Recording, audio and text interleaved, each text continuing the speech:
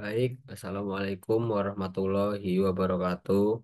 Izin memperkenalkan diri, nama saya Fahri Muhammad Ilyas dengan NPM 231140799. Di sini saya akan menjelaskan tentang motor bakar 4 tak.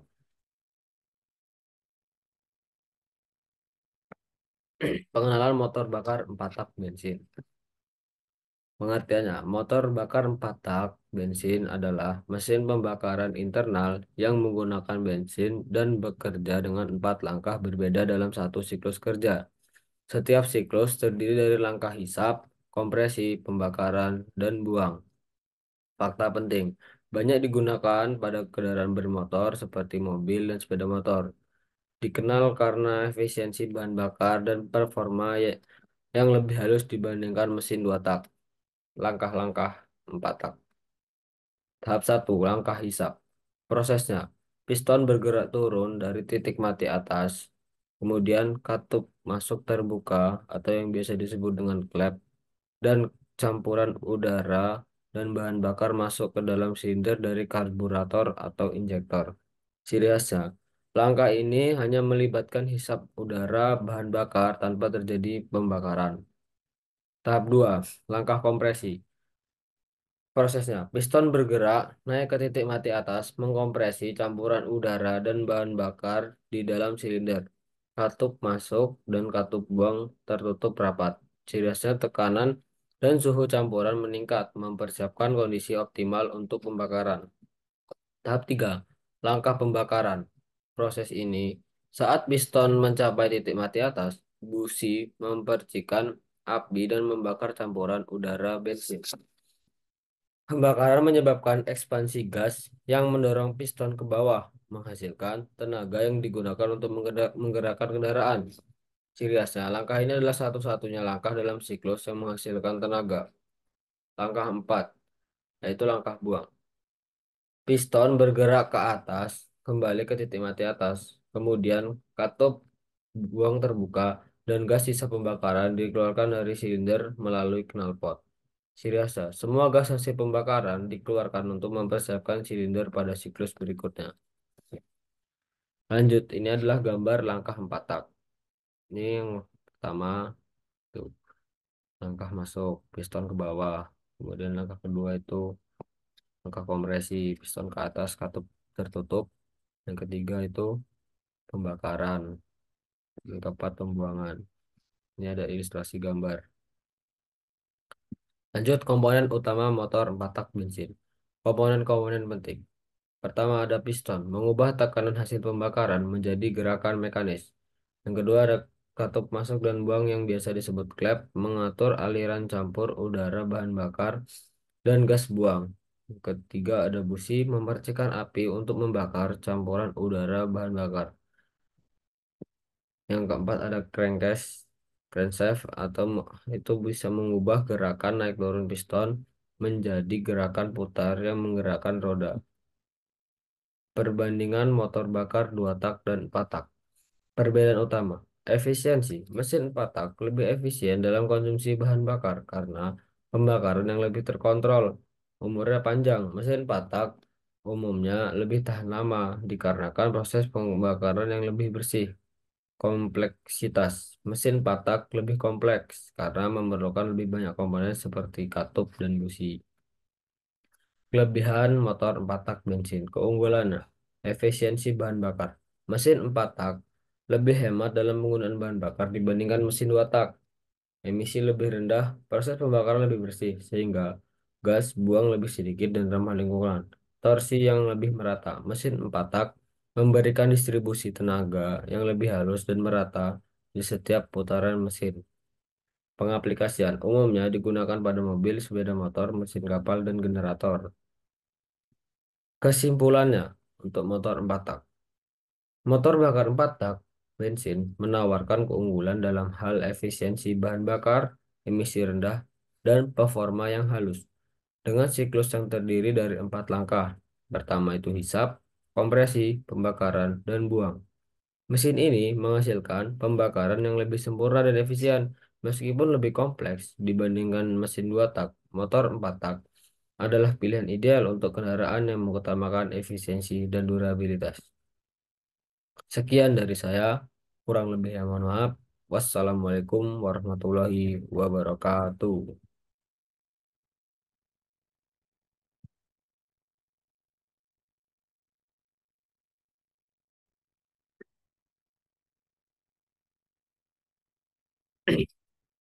Baik, Assalamualaikum warahmatullahi wabarakatuh.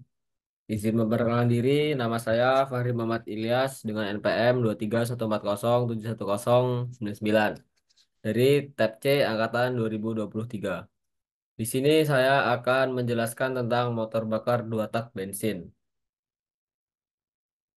Mengantar motor bakar dua tak bensin. Pengertiannya, motor dua tak bensin adalah mesin pembakaran internal yang menyelesaikan satu siklus kerja hanya dalam dua langkah piston, langkah kompresi dan langkah tenaga. Mesin ini dikenal karena desainnya yang sederhana dan penggunaannya dalam aplikasi dengan kebutuhan tenaga cepat. Fakta penting. Pertama kali ditemukan pada abad ke-19. Banyak digunakan pada kendaraan ringan, pemotong robot, dan mesin portable. Langkah-langkah dua tak. Tahap satu, langkah tenaga atau power stroke. Prosesnya, piston bergerak ke bawah setelah campuran dan bensin meledak akibat percikan busi. Gas buang terdorong keluar melalui port buang atau exhaust port. Campuran udara bensin baru masuk melalui port transfer mengisi ruang bakar.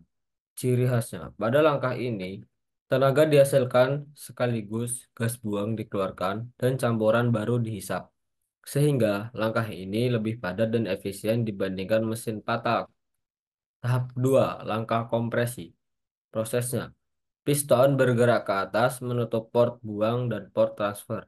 Campuran udara dan bensin dikompresi di dalam ruang bakar. Pada saat yang sama, di bawah piston, campuran baru udara dan bensin masuk ke crankcase melalui karburator. Ciri khasnya, langkah kompresi juga bertindak sebagai langkah hisap untuk siklus berikutnya, menjadikan siklus lebih efisien dalam memanfaatkan gerakan piston. Nah, ini gambar langkah dua tak. Ini gambarnya pertama, gambar kedua, lanjut. Siklus mesin dua tak. Penjelasannya. Motor dua tak menyelesaikan satu siklus pembakaran hanya dalam dua langkah piston. Berbeda dengan motor empat tak yang membutuhkan empat langkah. Artinya, setiap gerakan naik atau turun piston menghasilkan tenaga. Keuntungan utamanya, lebih banyak tenaga perputaran karena tenaga dihasilkan setiap putaran poros engkol. Struktur lebih sederhana, tidak ada mekanis katup yang rumit atau klep yang biasa disebut. Komponen utama motor dua tak bensin. Komponen-komponen kuncinya yaitu piston.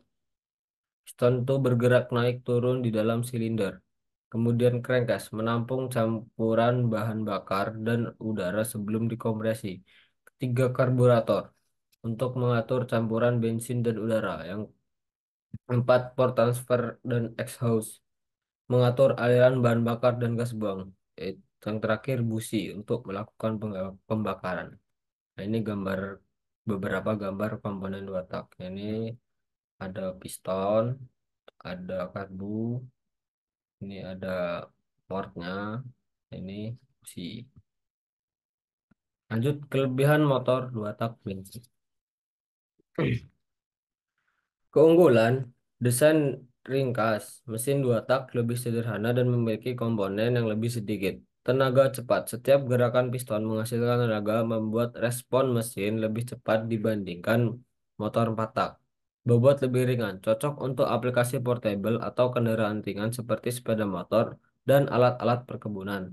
Aplikasinya banyak digunakan pada sepeda motor kecil, alat pertanian, chainsaw, pemotong rumput, dan alat portable lainnya.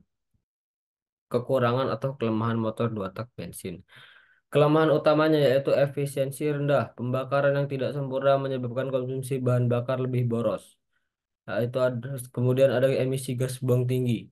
Karena campuran bensin dan oli ikut terbakar, mesin dua tak menghasilkan lebih banyak polusi dibandingkan mesin empat tak. Umur mesin lebih pendek. Penggunaan pelumas campur bensin menyebabkan keausan komponen yang lebih cepat. Perbandingan mesin 2 tak dengan 4 tak. Perbedaan kunci.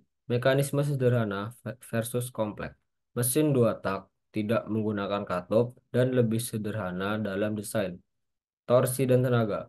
Mesin 2 tak menghasilkan lebih banyak tenaga perputaran tetapi kurang efisien dalam penggunaan bahan bakar, yaitu boros bensin. Aplikasinya, mesin 2 tak lebih cocok untuk aplikasi ringan dan portable, sedangkan mesin 4 tak digunakan untuk aplikasi yang membutuhkan efisiensi bahan bakar lebih baik dan umur panjang. Kesimpulan pada presentasi ini yaitu, motor 2 tak menawarkan keunggulan dalam hal desain sederhana, respons tenaga yang cepat, dan bobot ringan, membuatnya ideal untuk aplikasi yang memerlukan mobilitas dan tenaga insan, meskipun kurang efisien dan lebih boros dalam konsumsi bahan bakar. Mesin ini masih banyak digunakan dalam alat-alat portable dan kendaraan ringan. Penggunaan teknologi baru, mengurangi emisi, dan meningkatkan efisiensi bisa membuat mesin 2 tak lebih ramah di lingkungan masa depan.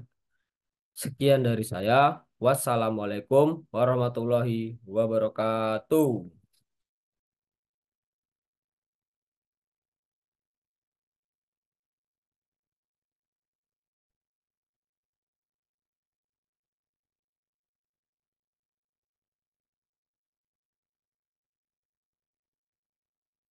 Assalamualaikum warahmatullahi wabarakatuh.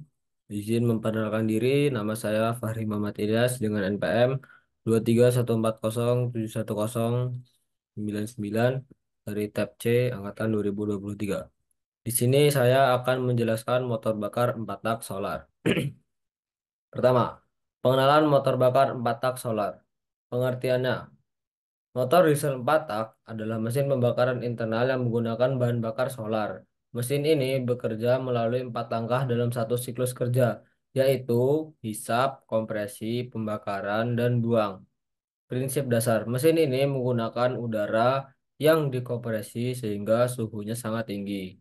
Solar diinjeksikan ke dalam ruang bakar pada tekanan tinggi sehingga terjadi pembakaran spontan tanpa memerlukan busi. Lanjut, yaitu ke tahap satu, langkah hisap atau intake stroke. Prosesnya yaitu piston bergerak ke bawah dari titik mati atas. Kemudian katup masuk terbuka atau yang biasa disebut dengan klep dan udara segar masuk ke dalam silinder. Bahan bakar belum diinjeksikan pada langkah ini. Lanjut ke tahap 2 atau langkah kompresi. Prosesnya yaitu piston bergerak ke atas, mengkompresi udara di dalam silinder. Klep masuk atau katup masuk dan buang tertutup rapat. Tekanan dan suhu udara meningkat hingga sangat tinggi, mempersiapkan kondisi untuk pembakaran. Tahap 3 yaitu langkah tenaga atau power stroke. Prosesnya yaitu saat piston mencapai titik mati atas, bahan bakar solar diinjeksikan ke dalam silinder. Pembakaran terjadi secara spontan karena suhu udara yang sangat tinggi dari tahap yang kedua tadi. Piston terdorong ke bawah oleh tekanan pembakaran. Nah, tekanan pembakaran ini dihasilkan oleh injektor, menghasilkan tenaga.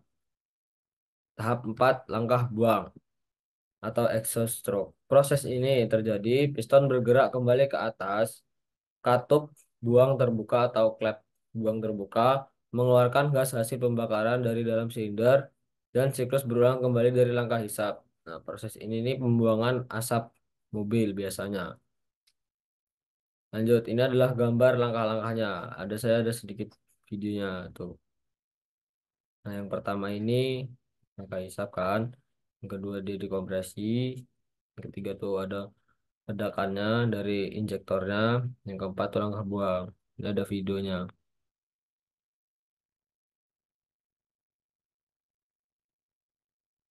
Lanjut, komponen utama mesin diesel 4 tak. Komponen utamanya itu piston. Pistonnya bergerak naik turun untuk mengubah energi pembakaran menjadi gerak mekanis. Terus katup masuk dan buang atau yang biasa disebut dengan klep mengatur masuknya udara dan keluarnya gas buang. Kemudian ada ruang bakar. Ruang bakar adalah tempat pembakaran bahan bakar terjadi. Kemudian ada injektor.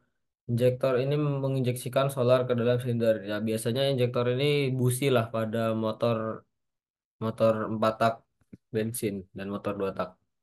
Force engkol mengubah gerakan naik turun menjadi gerakan putar. Lanjut, ini gambar-gambar komponen. Nah, yang pertama tuh yang ini adalah gambar piston, yang ini adalah gambar katup atau klep, dan ini adalah gambar ruang bakar. Nah, ini adalah gambar injektor. Lanjut, perbandingan motor bakar bensin dengan motor bakar bensin ya. Perbedaan utamanya, tidak ada busi. Mesin diesel memakai kompresi udara tinggi untuk membakar bahan bakar. Nah, efisiensi lebih tinggi. Mesin diesel lebih efisien dalam hal konsumsi bahan bakar. Torsinya lebih besar. Mesin diesel menghasilkan torsi yang lebih besar pada putaran rendah bandingkan mesin bensin. Nah, makanya itu rata-rata alat berat itu menggunakan mesin diesel dan mobil-mobil truk karena torsinya sangat besar. Keunggulan dan kelemahan motor diesel. Keunggulannya, efisiensi bahan bakar. Konsumsi bahan bakar yang lebih rendah dikarenakan menggunakan solar, sedangkan harga solar itu lebih murah daripada bensin, makanya efisiensi bahan bakar lebih murah. Dan torsinya tinggi, seperti yang tadi itu, mesin diesel menghasilkan tenaga yang lebih besar pada RPM rendah, cocok untuk kendaraan berat. Umur panjang, mesin diesel biasanya lebih awet karena komponennya lebih kuat. Kelemahannya, emisi lebih tinggi. Mesin diesel menghasilkan lebih banyak gas buang berbahaya.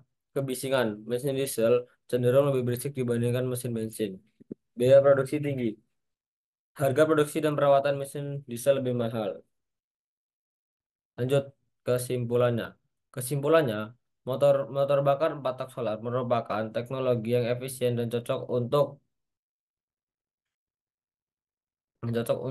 penggunaan pada kendaraan berat dan industri. Siklus 4 langkah yang terdiri dari hisap, kompresi, pembakaran, dan buang memungkinkan pembakaran bahan bakar yang optimal. Meskipun memiliki kelemahan seperti emisi tinggi dan kebisingan, mesin diesel tetap menjadi pilihan utama untuk keperluan yang membutuhkan daya besar dan efisiensi bahan bakar. Sekian dari saya akhiri. Wassalamualaikum warahmatullahi wabarakatuh.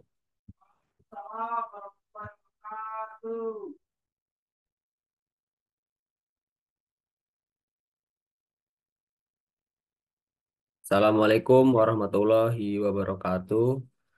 Izin memperkenalkan diri, nama saya Fahri Muhammad Ilyas dengan NPM 231407109 dari Type C angkatan 2023. Di sini saya akan menjelaskan tentang sistem penyaluran bahan bakar bensin dan diesel.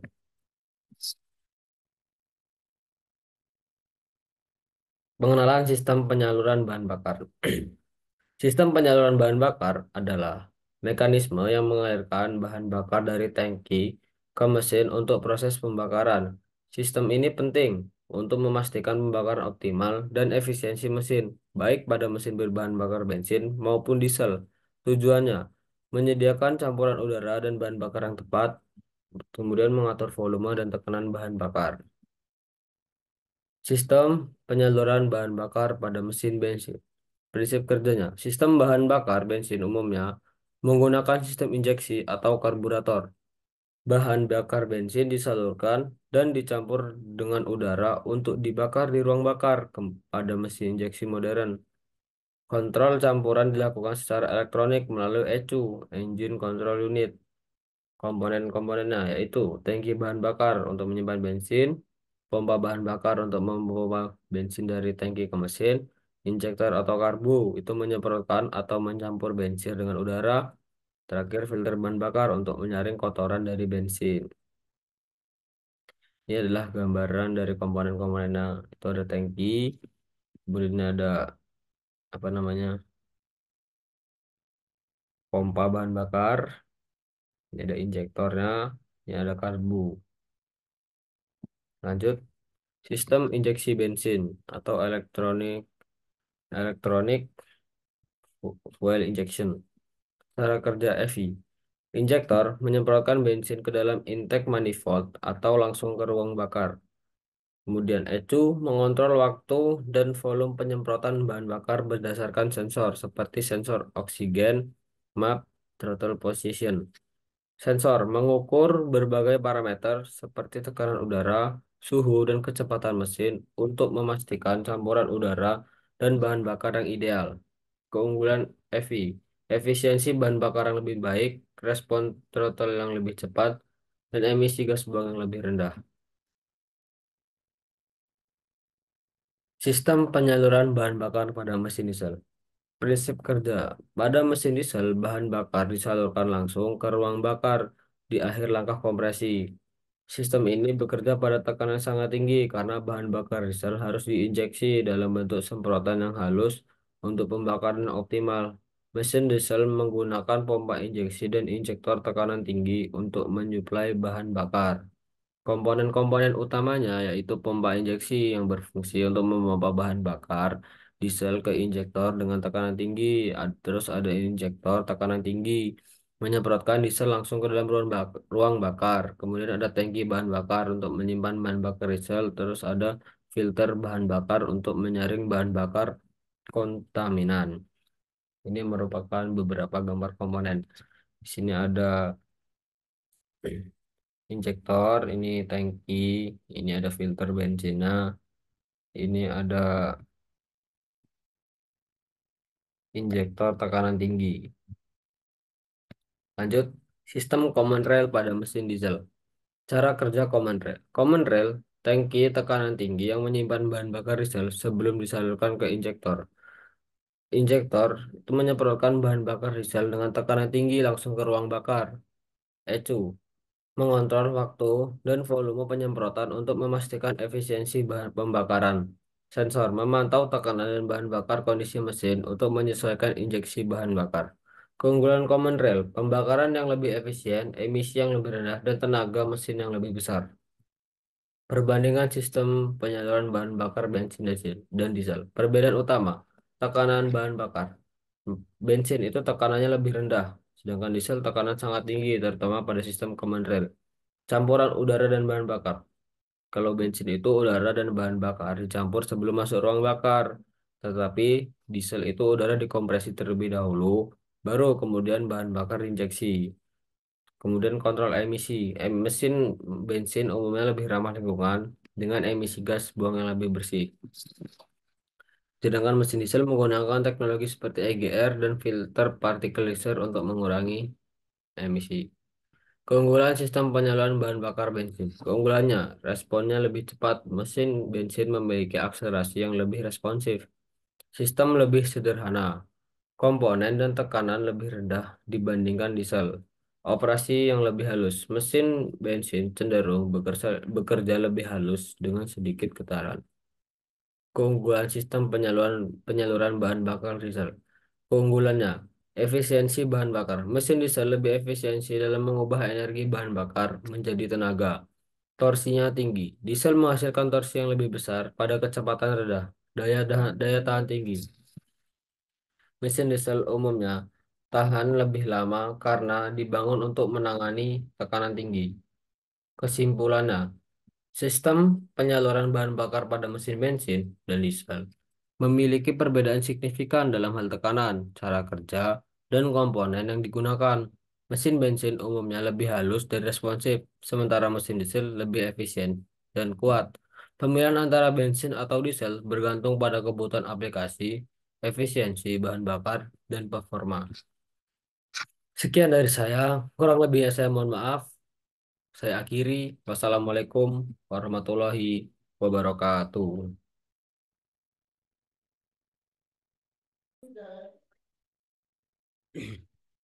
Baik, Assalamualaikum warahmatullahi wabarakatuh. Izin memperkenalkan diri, nama saya Fahri Muhammad Ilyas dengan NPM 23140710099. Di sini saya akan menjelaskan tentang sistem kelistrikan dan pendinginan.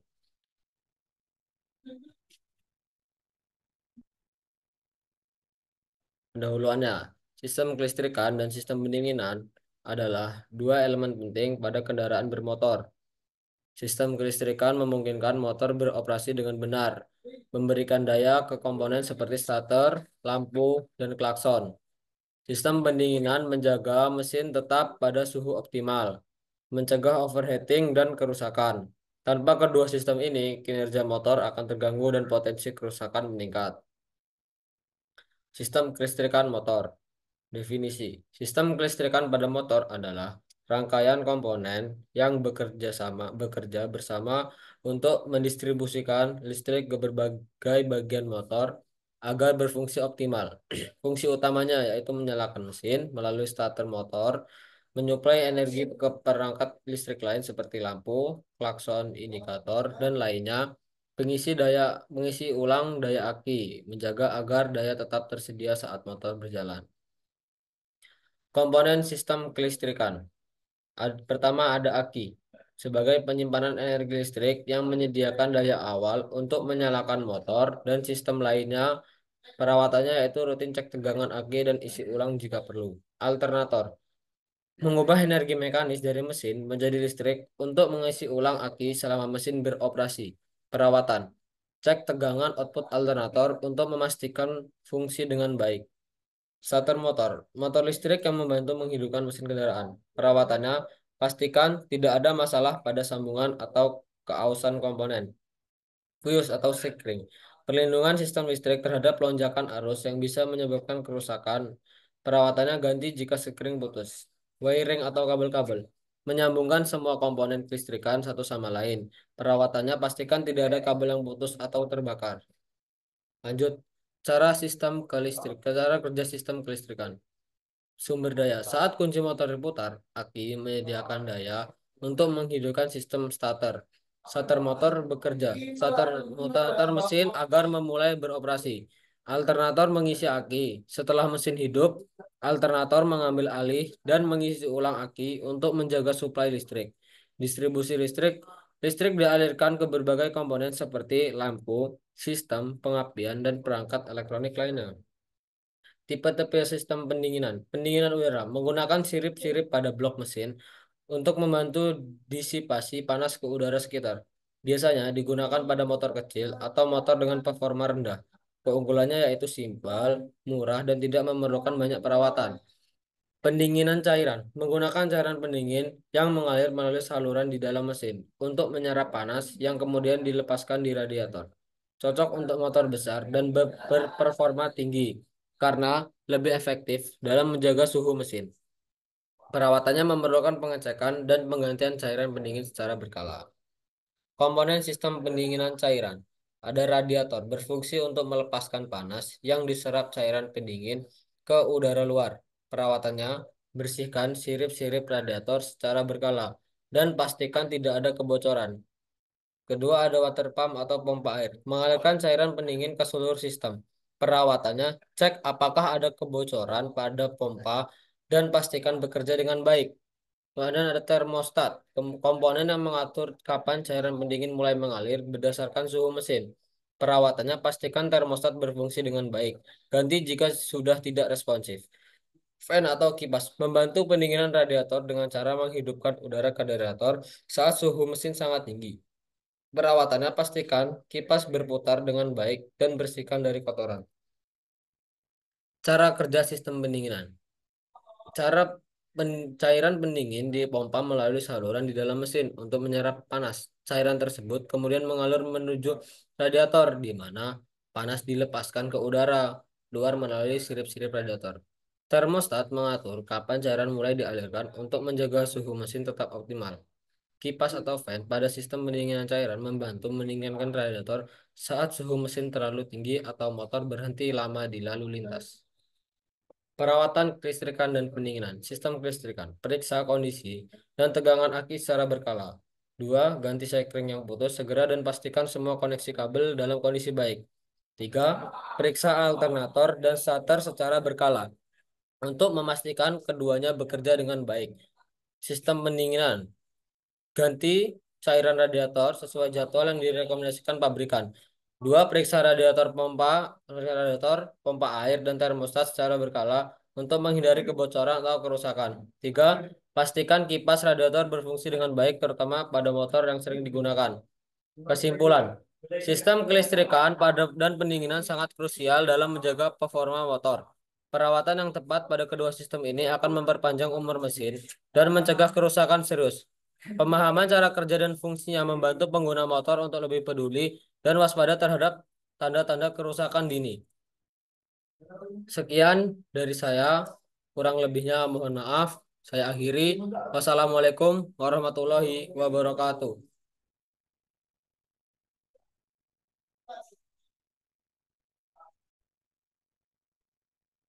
Baik, Assalamualaikum warahmatullahi wabarakatuh. Izin memperkenalkan diri, nama saya Fahri Muhammad Ilyas dengan NPM 23140710099 dari Teknik Pertanian kelas C. Saya di sini akan membahas tentang sistem transmisi dan pelumasan. Sistem transmisi dan sistem pelumasan adalah komponen penting dalam kendaraan bermotor. Sistem transmisi bertanggung jawab untuk menyalurkan tenaga dari mesin ke roda, sedangkan sistem pelumasan berfungsi untuk mengurangi gesekan antar komponen mesin. Keduanya memastikan motor dapat beroperasi dengan lancar, efisien, dan aman. Sistem transmisi motor. Definisi. Sistem transmisi adalah mekanisme yang mengubah menyalurkan tenaga dari mesin ke roda memungkinkan motor berakselerasi dan mempertahankan kecepatan sesuai kebutuhan. Fungsi utamanya yaitu satu, menyalurkan daya dari mesin ke roda, dua, mengatur kecepatan dan torsi sesuai dengan kondisi jalan dan kecepatan kendaraan, tiga, membantu mengontrol efisiensi bahan bakar. Tipe-tipe sistem transmisi. Transmisi manual menggunakan kopling dan gigi manual yang dikendalikan oleh pengendara. Pengendara harus mengoperasikan kopling untuk mengatur perpindahan gigi. Umumnya digunakan pada motor sport dan motor dengan kapasitas mesin besar. Transmisi otomatis atau CVT tidak memerlukan perpindahan gigi secara manual, menggunakan sabuk atau pule yang terus berubah untuk menyesuaikan torsi dan kecepatan. Umumnya digunakan pada skuter dan motor bebek untuk kenyamanan pengendara. Komponen sistem transmisi manual. Pertama yaitu kopling, berfungsi untuk memutus dan menghubungkan tenaga dari mesin ke transmisi. Kopling memungkinkan pengendara untuk mengganti gigi. Perawatannya periksa kondisi kampas kopling, sesuaikan kabel kopling, dan pastikan cairan kopling. Jika menggunakan hidrolik selalu dalam kondisi optimal. Gigi transmisi atau gearbox. Mengubah rasio gigi untuk menyesuaikan torsi dan kecepatan. Sistem perpindahan gigi mengubah rasio antara putaran mesin dan roda. Perawatannya periksa oli transmisi secara berkala. Pastikan gigi mudah berpindah dan hindari pemakaian kasar. Rantai dan sprocket. Menyalurkan tenaga dari gearbox ke roda belakang. Perawatannya. Rantai harus selalu dilumasi dan disetel dengan benar untuk menghindari keausan cepat. Komponen sistem transmisi otomatis atau CVT, yaitu ada pulai primer dan sekunder, berfungsi mengubah diameter efektif sabuk saat motor berakselerasi atau deselerasi. Pulai primer terhubung dengan mesin, sementara pulai sekunder terhubung dengan roda. Perawatan, periksa sabuk CVT secara berkala, gantilah jika sudah aus. Sabuk atau belt, sabuk fleksibel yang menghubungkan pulai primer dan pulai sekunder untuk mengalihkan tenaga. Perawatannya cek sabuk pulai secara berkala untuk melihat tanda-tanda retak atau kerusakan. Kopling sentrifugal menghubungkan dan memutus tenaga mesin ke roda berdasarkan putaran mesin. Berfungsi secara otomatis tanpa intervensi pengendara. Perawatan. Periksa kondisi kampas kopling untuk memastikan tidak terlalu aus. Cara kerja sistem transmisi. Transmisi manual. Satu. Pengendara mengoperasikan kopling untuk memutus hubungan antara mesin dan transmisi. Setelah kopling ditekan, gigi dapat dipindahkan sesuai kebutuhan. Saat kopling dilepas, tenaga kembali tersambung dan disalurkan ke roda. Transmisi otomatis atau CVT. Pulai primer dan sekunder secara otomatis menyesuaikan rasio untuk memberikan akselerasi halus. Sabuk CVT mentransmisikan daya ke roda tanpa perpindahan gigi yang dirasakan.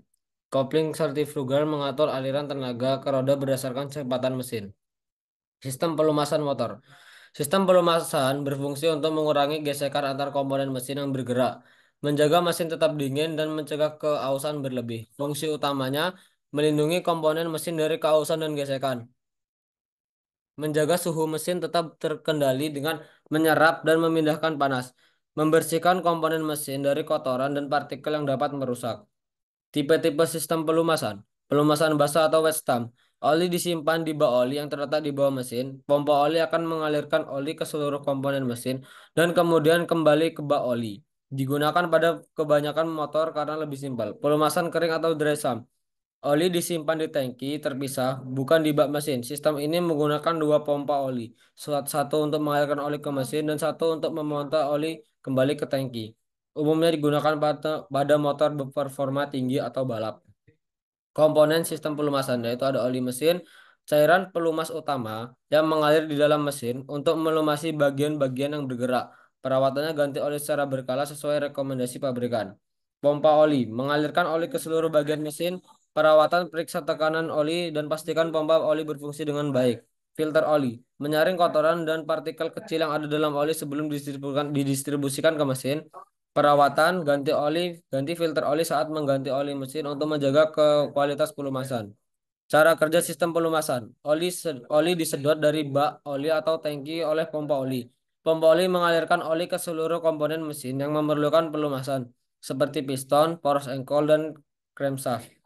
Oli kemudian kembali ke bak oli pada sistem wet stamp atau tangki pada sistem dry sump untuk didaur ulang dan digunakan kembali.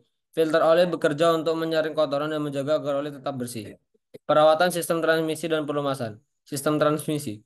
Rutin periksa dan lumasi rantai serta sproket. Ganti oli transmisi sesuai jadwal perawatan.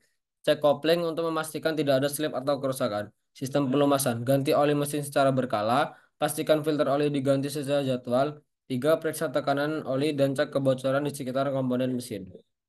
Kesimpulan, sistem transmisi dan pelumasan adalah bagian vital dari motor yang harus dirawat dengan baik.